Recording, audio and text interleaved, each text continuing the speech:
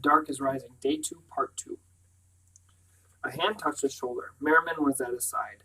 They were through the doors. Slowly the great wooden carved portals swung back behind them, long enough for Will to see clearly that they were indeed the same strange gates that had opened for him before on the white, untrodden slope of Chiltern Hill.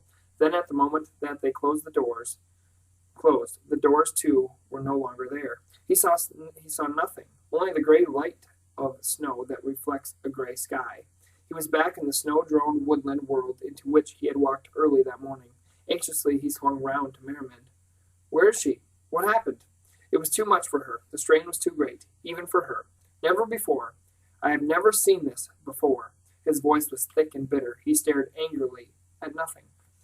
Have they taken her? Will did not know what words to use for the fear. "No," Merriman said. The word was so quick with scorn it might have been a laugh. "The lady is beyond their power, beyond any power. You will not ask a question like that when you have learned a little. She has gone away for a time, that is all." It was the opening of the doors, in the face of all that was willing them shut. Though the dark could not destroy her, it had drained her, left her like a shell. She must recover herself away alone, and that is bad for us, if we should need her. As we shall, as the world always will. He glanced down at Will without warmth. Suddenly he seemed distant, almost threatening, like an enemy. He waved one hand impatiently. "Close your coat, boy, before you freeze." Will fumbled with the buttons of his heavy jacket. Merriman, he saw, was wrapped in a long, battered blue cloak, high-collared. "It was my fault, wasn't it?" he said miserably. "If I hadn't run forward when I saw the doors, if I'd kept hold of your hands and not broken the circle." Merriman said curtly, "Yes." Then he relented a little. "But it was their doing, Will, not yours. They seized you, through your impatience and your hope. They loved to twist good emotion to accomplish ill." Will stood hunched with his hands in his pockets, staring at the ground. Behind his mind a chant went sneering through his head. "You have lost the lady, you have lost the lady." Unhappiness was thick in his throat. He swallowed. He could not speak. A breeze blew through the trees and sprayed snow crystals into his face. "Will," Merriman said, "I was angry. Forgive me. Whether you had broken the three or not, things would have been the same. The doors are our great gateway into time, and you will know more about the uses of them before long. But this time you could not have opened them, nor I, nor perhaps any of the circle, for the force that was pushing against them was the full midwinter power of the dark, which none but the lady can overcome alone, and even she only at great cost. Take heart. At the proper time, she will return." He pulled at the high collar of his cloak, and it became a hood that he drew over his head. With the white hair hidden, he was a dark figure suddenly, tall and inscrutable. "Come," he said, and led Will through the deep snow, among great beeches and oaks bare of leaves. At length they paused in a clearing. "Do you know where you are?" Merriman said. Will stared round at the smooth snowbanks, the rearing trees. "Of course I don't," he said. "How could I?" "Yet before the winter is 3/4 done," Merriman said, "you will be creeping into this dell to look at the snowdrops that grow everywhere between the trees. And then in the spring you will be back to stare at the daffodils every day for a week, to judge from last year." Will gaped at him. "You mean the manor?" he said. "The manor grounds?" In his own century, Huntercombe Manor was the great house of the village. The house itself could not be seen from the road, but its grounds lay along the side of Huntercombe Lane opposite the Stantons' house, and stretched a long way in each direction, edged alternately by tall wrought iron railings and ancient brick walls. A Miss Graythorne owned it, as her family had for centuries, but Will did not know her well. He seldom saw her or her manor, which he remembered vaguely as a mass of tall brick gables and Tudor chimneys.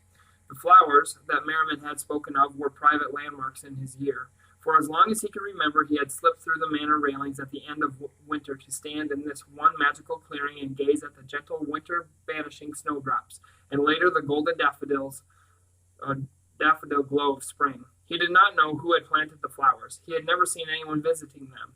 He was not even sure whether anyone else knew they were there. The image of them glowed now in his mind. But rearing questions very soon chased it out. "Merriman, do you mean this clearing is here hundreds of years before I first saw it? And the great hall, is it a manor before the manor, out of centuries ago? And the forest all around us, that I came through when I saw the smith and the writer, it stretches everywhere? Does it all belong to—" Merriman looked down at him and laughed, a gay laugh. Suddenly, without the heaviness that had been over them both.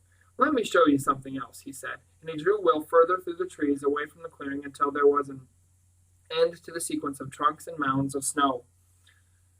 And before him Will saw not the morning's narrow track that he had been expecting, winding its way through an endless forest of ancient crowding trees, but the familiar 20th century line of Huntercombe Lane, and beyond it, a little way up the road, a glimpse of his own house.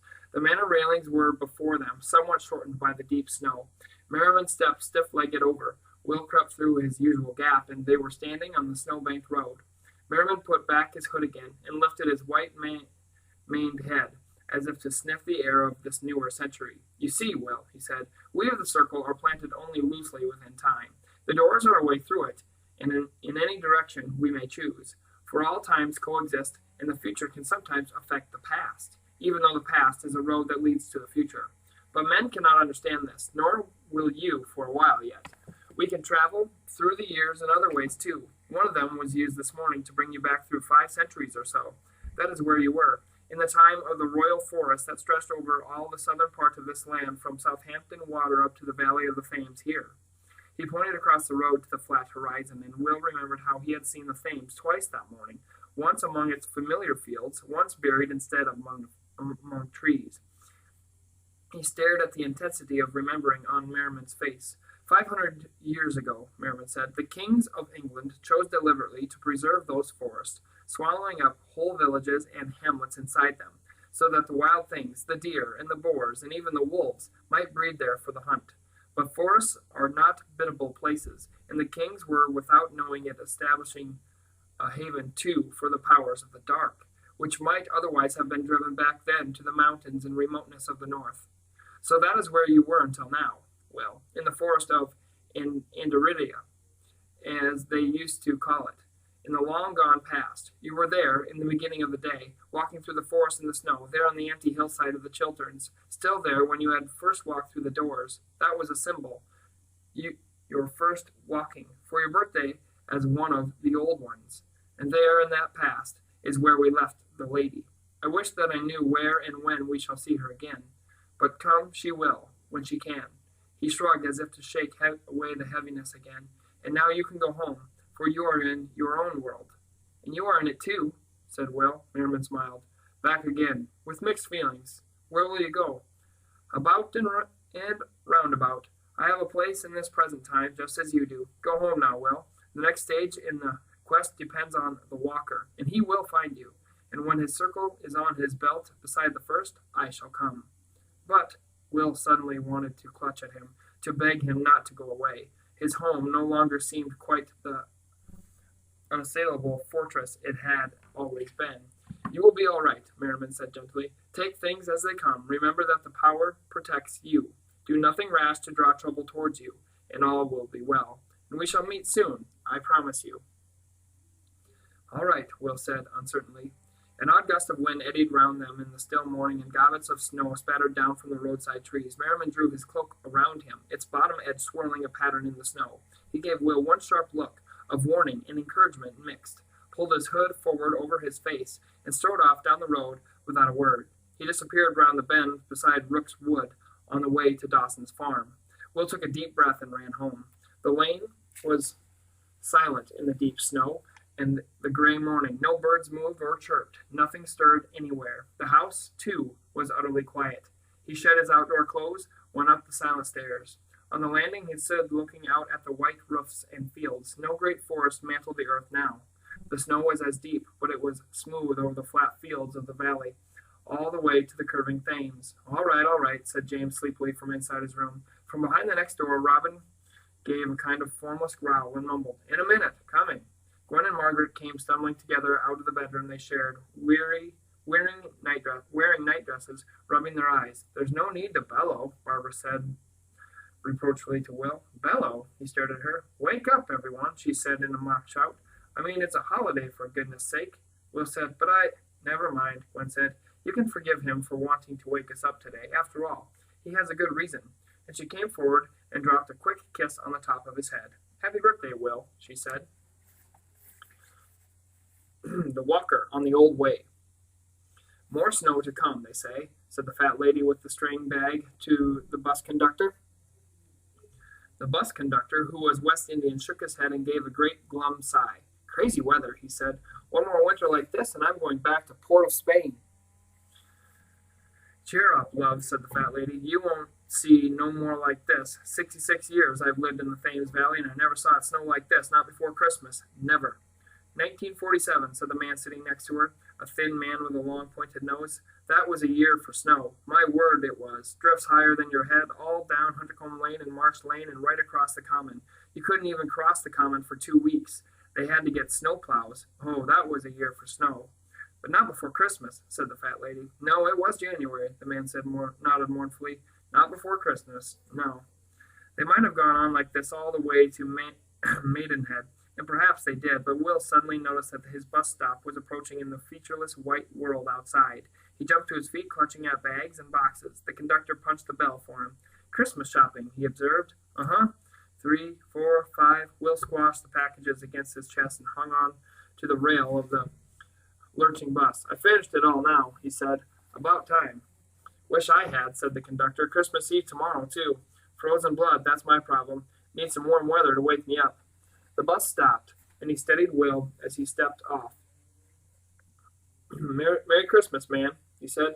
They knew one another from Will's bus rides to and from school. Merry Christmas, Will said. On an impulse, he called after him as the bus moved away. You'll have some warm weather on Christmas Day. The conductor grinned a broad white grin. You gonna fix it? He called back. Perhaps I could, Will thought, as he tramped along the main road towards Huntercombe Lane. Perhaps I could. The snow was deep even on the pavements. Few people had been out to tread it down in the last 2 days. For Will, they had been peaceful days, in spite of the memory of what had gone before. He had spent a cheerful birthday with a family party so boisterous that he had fallen into bed and asleep with scarcely a thought of the dark. After that, there had been a day of snowball fights and improvised toboggans with his brothers in the sloping field behind the house. Gray days with more snow hanging overhead, but inexplicably not falling yet. Silent days. Hardly a car came down the lane, except the vans of the milkman and the baker, and the rooks were quiet, only 1 or 2 of them drifting slowly to and fro, sometimes over their wood. The animals, Will found, were no longer frightened of him. If anything, they seemed more affectionate than before. Only Rack, the elder of the 2 collies, who liked to sit with his chin resting on Will's knee, would jerk away from him sometimes for no apparent reason, as if propelled by an electric shock. Then he would prowl the room restlessly for a few moments before coming back to gaze inquiringly up into Will's face and making himself comfortable again as before. Will did not know what to make of it. He knew that Merriman would know, but Merriman was out of his reach. The cross circle at his belt had remained warm to the touch since he arrived home 2 mornings before. He slipped his hand under his coat now as he walked to check it, and the circle was cold. But he thought that must simply be because he was outdoors, where everything was cold. He had spent most of the afternoon shopping for Christmas presents in Slough, their nearest large town. It was an annual ritual, the day before Christmas Eve being the day when he was certain of having birthday present money from assorted aunts and uncles to spend. This, however, was the first year he had gone alone. He was enjoying it. You could think things out better on your own. The all-important present for Stephen, a book about the Thames, had been bought long before and posted off to Kingston, Jamaica, where his ship was on what was called the Caribbean Station. Will thought it sounded like a train. He decided he must ask his bus conductor friend what Kingston was like, though since the bus conductor came from Trinidad, perhaps he might have stern feelings about other islands. He felt again the small drooping of the spirits that had come in the last 2 days, because this year, for the first time that he could remember, there had been no birthday present from Stephen, and he pushed the disappointment away for the 100th time. With the argument that the post had gone wrong, or the ship had suddenly sailed on some urgent mission among the Green Islands, Stephen always remembered. Stephen would have remembered this time, if something had not got in the way. Stephen couldn't possibly forget. Ahead of him, the sun was going down, visible for the first time since his birthday morning. It blazed out fat and gold-orange through a gap in the clouds, and all around the snow-silver world glittered with small gold flashes of light. After the gray, slushy streets of the town, everything was beautiful again. Will plodded along, passing garden walls, trees, and then the top of a small unpaved track, scarcely a road, known as Tramp's Alley, that wandered off from the main road and eventually curled round till joining Huntercombe Lane, close to the Stantons' house. The children used it as a shortcut sometimes. Will glanced down it now and saw that nobody had been along the path since the snow began. Down there it lay untrodden, smooth and white and inviting, marked only by the picture writing of birds' footprints. Unexplored territory. Will found it irresistible. So he turned down into Tramp's Alley, crunching with relish through the clear, slightly crusted snow, so that the fragments of it clung in a fringe to the trousers tucked into his boots. He lost sight of the sun almost at once, cut off by the block of woodland that lay between the little track and the few houses edging the top of Huntercombe Lane. As he stomped through the snow, he clutched his parcels to his chest, counting them again: the knife for Robin, the leather for Paul to clean his flute, the diary for Mary, the bath salts for Gwenny, the super special felt-tipped pens for Max.